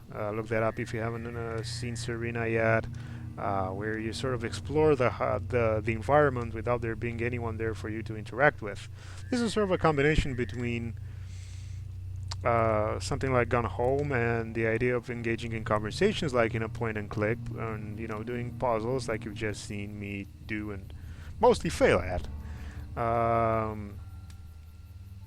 The truth is, I think this was a fantastic idea for them, and it took courage and a lot of passion, a lot of heart. That's what I think, and that's what I got out of this. And I'm the kind of person who always falls for the idea of keeping your dreams alive and fighting hard to keep your dreams alive. And I always fall on the side of the underdog when the underdog is right. And in this case, I thought, the underdog has a point. Old school game design needs to be kept alive and nourished. They openly stated that this wasn't a big budget game. They don't have any plans to compete with the big budget games. They said there's enough room in this industry for your Assassin's Creed games and your Call of Duties, and for something like us. We know we're not that size, but we don't have to be. And I agree with them. I pre-ordered the game blindly. I haven't played any of the other games in the series, and nor am I a big adventure game player. I'm a fan of the genre, but I finished Primordia, Flight of the Amazon Queen, Gone Home, Serena. I haven't played many of the old school point-and-click classics, and so there's not that as a part of the reason why I pre-ordered.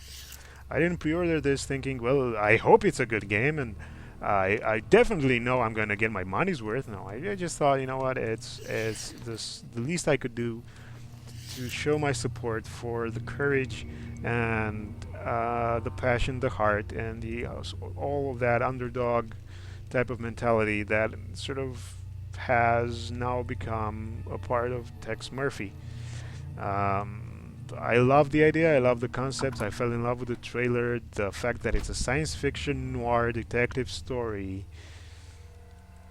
It's just, it rang all of my bells and made me feel right at home and made me feel that I want to play this as soon as it comes out. And to be honest, guys, I would never pre-order a AAA game. There's a big difference between pre-ordering a game that's made for $100 million and with a team of 60 to 100 to 200 to 300 people in a room working on the game with enormous production values, and who can, people who can afford anything and throw anything at a game. I wouldn't pre-order a Call of Duty or a Battlefield game. I don't think you should do that because those games are made by a different segment of the industry than something like this Tesla Effect or Gone Home or let me see, Interstellar Marines, which I've already covered on the channel, or other adventure games like Blackwell Epiphany, which is coming out and looks to be amazing and a fantastic closing chapters of that series, or Mobius, which is another adventure game coming out and made by Jane Jensen, who's known for her very good Gabriel Knight series. This is people who've done tremendous things in the past, which had an audience. That audience sort of fizzled out because the gaming industry sort of went through its usual ups and downs when a certain genre loses favor, and now the genre adventure games is back, and those guys, the classics, are coming back and they're doing their thing and they're doing it well.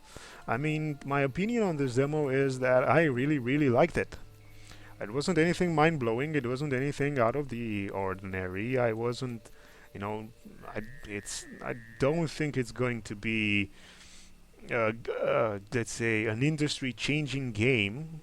Maybe it will rejuvenate an interest in FMV gaming, but otherwise I don't have any sort of expectations of this game being more than what it is. A really good adventure game with a fantastic atmosphere, a pretty cool story, some fantastic FMV scenes, interactive conversations, and multiple story paths and endings and such.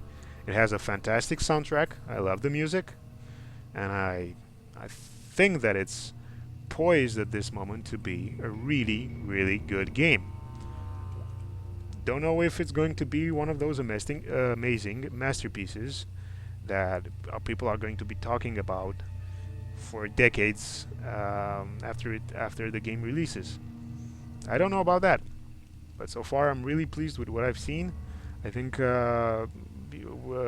based on this demo, I think I'm going to get my money's worth, and I have no doubts that I'm going to play and enjoy this game. What I'm trying to say here is, people, I didn't pre-order because of the game, I pre-ordered because of the game makers. I admired the fact that they decided to come out with an FMV adventure game made in, I mean, you've seen the puzzles. This is a retro sort of adventure game where there's a lot of things that you have to do to open used C4 gum on a closet there to get a hammer to fix a wheel to open put it back into a mechanism that opens a trap door that leads to another puzzle and to another you've kind of seen the gameplay here. This is pretty much retro style adventuring, and I like it. I like it a lot. I didn't get a chance to play the Tex Murphy series when it was brand new, and this is the closest thing any one of us will ever get at this point in time to playing a state-of-the-art, let's say, Tex Murphy game. I admired the courage for them to do that, to come out with something like this, the passion that they showed in all of the interviews and all of the videos they put up. I loved the trailer. I thought, you know what, that trailer alone is worth your money, and it was a project that resonated with me. I didn't pre-order the game thinking that I'm going to get a flawless masterpiece of a game. I don't usually make that assumption with games. Battlefield 4, people who pre-ordered it got a really buggy, unplayable game at launch, and it was, I think, expected. People who bought into the crap of behind Aliens Colonial Marines, I think they have nothing to blame but themselves. I don't get that hype over any AAA game. I'm really excited, for example, for the new Wolfenstein game coming out later this year. I'm going to play it, I think. I'm probably not going to play it at release because I'm not going to purchase it then, and I'm not going to purchase it blindly through a pre-order. It's a AAA game. AAA games and pre-orders don't work. And with indie games, I didn't pre-order this expecting, like I said, a fantastic piece of gaming. I pre-ordered it because I wanted to show my support for the guys. Publishers these days look at pre-orders. They look at how much money a game makes. And if I would have waited until this game would have been on sale for, a third of its budget, I wouldn't have helped these guys. Because right now the publisher, Atlus, and even them are going to probably take a look at the number of pre-orders, and if the number is high enough, they can use and justify the money that they got through pre-orders and the interest that they got through pre-orders, and maybe greenlight a new Tex Murphy game based on that piece of information that I've just covered. If you wait until this game is on sale because you're not convinced by what you've seen, or you're not really one of those people who, like me, likes to support, the smaller guys and root for the underdog and, show your support for something that seems to be a passion project, that's fine. I can understand that. You probably been burned like I have a million times, and you want to wait until this game is affordable. It's your choice. I'm not encouraging people to do anything with these videos other than I'm trying to present my take on a certain project. And my take on this is that so far it's a really good game. I'm happy to have paid for it. I'm happy to be able to get to play it, and I'm really liking everything that they've put together. The graphics, like I said, all throughout this video, aren't top notch. I think that's pretty much obvious, but they're good enough, and the atmosphere is fantastic. The sound design is fantastic. Tex's lines are absolutely hilarious, and I love them. I can't wait to play this game. I think it has the potential to be a really good game, and I'm happy to be able to play a state-of-the-art FMV game, because all of the other ones are kind of old and in lower resolutions or hard to get working on a modern PC, and almost impossible to get them to record in some sort of software without problems. So, with all that said, I'm probably going to stop talking, end the video from my commentary on the video right here, and I hope you guys enjoyed this demo. I strongly encourage you to go on Steam and play it for yourselves. See how you feel about the game. And I'll see you on the next video. Have a good one, guys. It's important to have a statement-making light fixture in the entryway. It's just common sense. I waited near the front door, ready for him to show up, but not as ready as I should have been.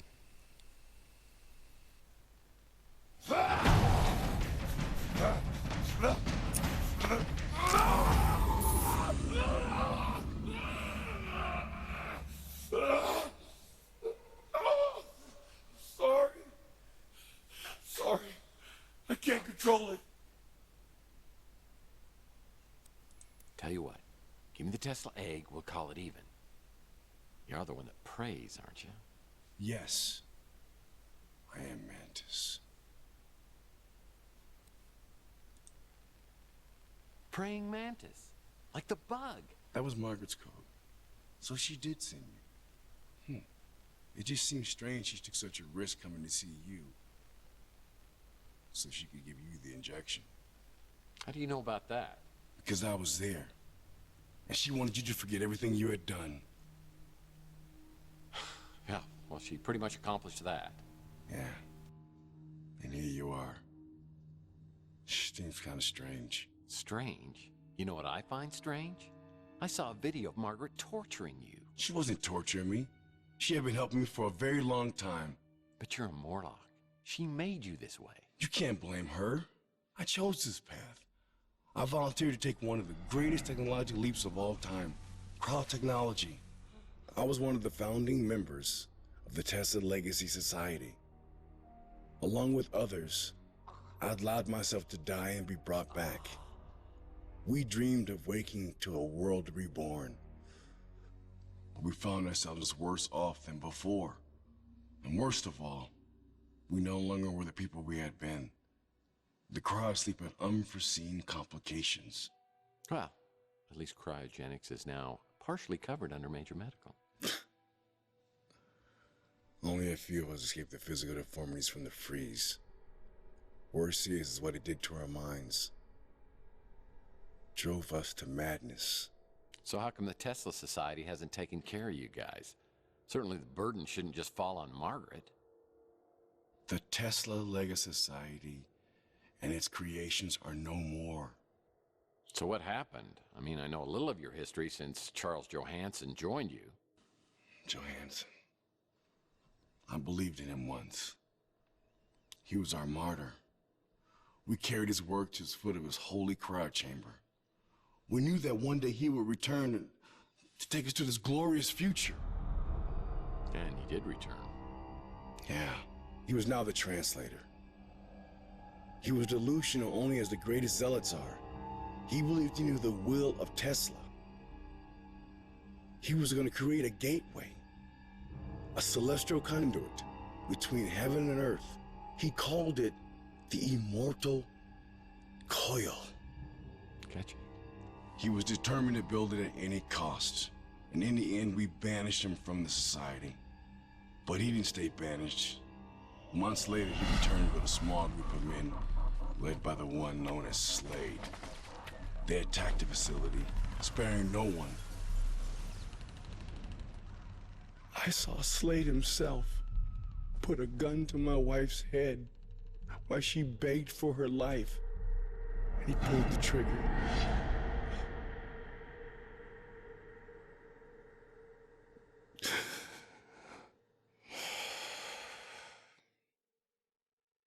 When it was over, they removed every trace of the Tesla Legacy Society.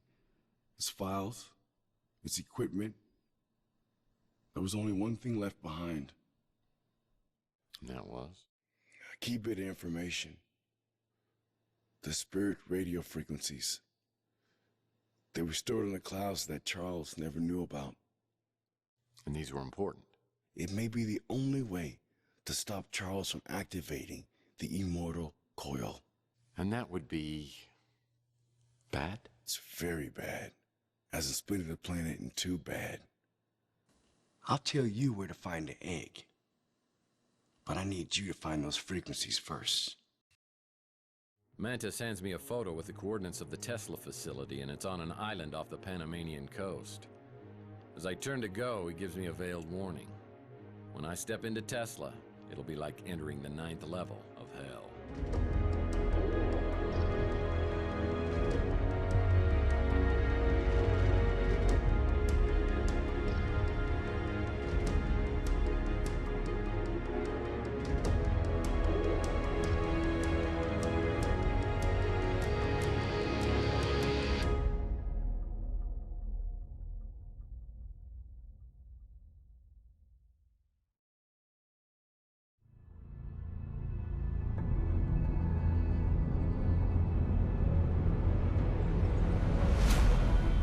My name's Tex Murphy. I'm a small-time private investigator in the big city of New San Francisco. But my office isn't in the glamour districts. It's in the run-down, mutant part of the city, close to Coit Tower. A place they've been refurbishing for years, but it never seems to improve. I've cracked some pretty big cases over the years. You may even have heard of me. But I don't do much investigating anymore. What year do you think it is? Are you serious? Whoever did this to you could have wiped your memory entirely, but they didn't. I'm a big fan of forgiving and forgetting. Mostly forgetting.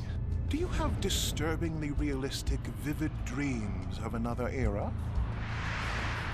Whatever happened to that big, lovable moron? If I'd asked you that 2 days ago, you would have punched me in the face. Maybe I should punch you now. Might jog both our memories. Nice. Classic Tex Murphy. I don't know what kind of bastard I turned into.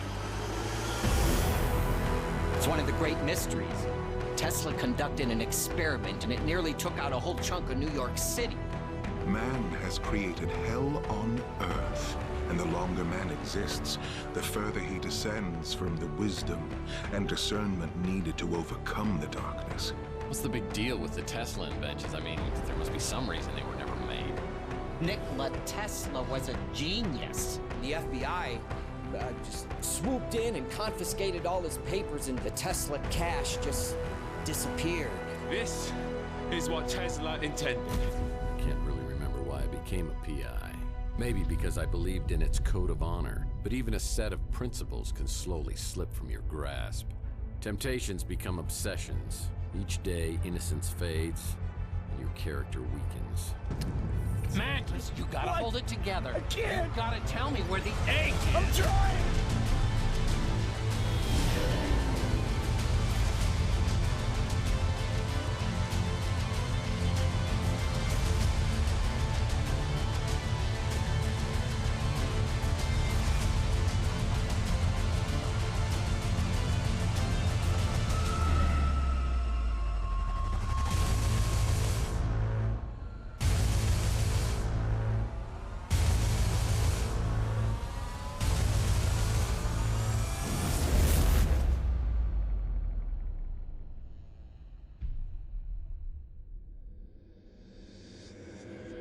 Everything has led to this.